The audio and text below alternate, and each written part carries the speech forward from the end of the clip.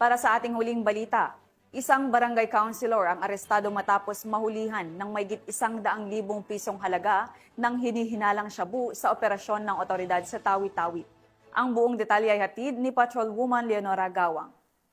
Sabat ang 136,000 pesos mula sa isang barangay konsehal na umano'y kabilang sa regional target list sa isinagawang bypass operation ng PNP PDEA BARM sa barangay Tangga, Tandubas, Tawi-Tawi nito lamang Setyembre taong kasalukuyan. Kinilala ng mga otoridad ang suspek na si alias Wads, 43 na taong gulang, na residente at kasalukuyang barangay konsehal ng naturang lugar.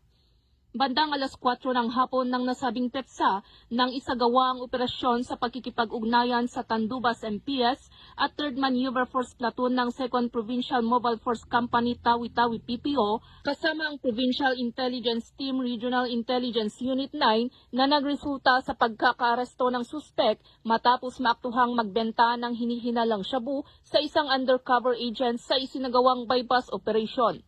Nakumpiska mula sa suspek ang 4 na sachet ng hinihinalang shabu na may timbang na 20 gramo at nagkakahalagang 136,000 pesos, mga drug paraphernalia, mga cellphone, identification cards, pitaka at bypass money.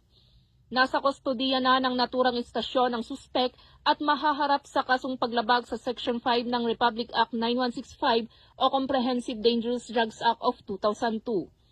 Patuloy na hinihikayat ng PNP ang publiko na makipagtulungan sa mga otoridad sa pamamagitan ng pagbibigay ng impormasyon ukol sa mga ilegal na aktibidad upang mapanatili ang kapayapaan at kaayusan sa ating mga komunidad.